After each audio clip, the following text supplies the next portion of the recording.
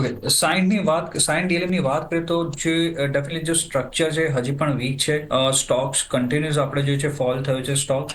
અહીંયા પોસિબલ છે થોડું બાઉન્સ આવે તો અહીંયા એક્ઝિટની સલાહ છે 480, 465, 470 એક નિયર બાય રેઝિસ્ટન્સ છે સ્ટોક માટે. અગર આ લેવલની આસપાસ આવે છે સ્ટોકમાં એક્ઝિટની સલાહ છે. જ્યાં સુધી ઇમિડિયેટ સપોર્ટની વાત કરીએ, ઇમ્પોર્ટન્ટ સપોર્ટ જે બને છે નિયર સપોર્ટ એ છે 425. તો આ સ્ટોપ લોસ ડેફિનેટલી રાખવાની સલાહ રહેશે સ્ટોકની. એક ઓફકોર્સ એક ટેકનિકલ આઉટલુક અહીંયા આપી રહ્યા છે શોર્ટ ટર્મ માટે 480ના લેવલ પર એક્ઝિટ થવું જોઈએ. 425નો સપોર્ટ લેવલ્સ અહીંયા જોઈ રહ્યા છે. પણ જો ગૌરાંગ તમે આ કાઉન્ટરમાં જો વોચ કરતા હો તો ફંડામેન્ટલી કેવો લાગે તમને આ સ્ટોક? પ્રીતિ, તો મારા ખ્યાલથી મને બરાબર યાદ નથી, પણ જ્યારે ઘણા સમય પહેલા આઈપીઓ આવેલો ત્યારે આઈપીઓ નોટ દ્વારા લાંબા ગાળે રોકાણની ભલામણ કરેલી એવું મારું અનુમાન છે. આ કંપની મારા ખ્યાલથી જો મારી જાણકારી બરાબર હોય તો ડ્રોન્સ ની ટેકનોલોજી અને ડ્રોન્સ બનાવે છે.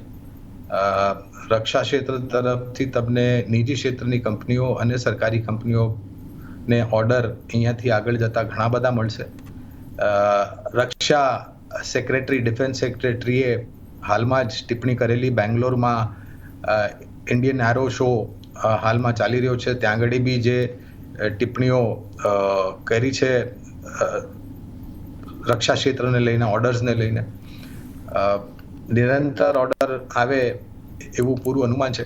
વિશેષ રૂપમાં ટિપ્પણી નહીં કર્યું સાયન ડીએલએમ પર, કારણ કે કવરેજ નથી અમારી હાલમાં.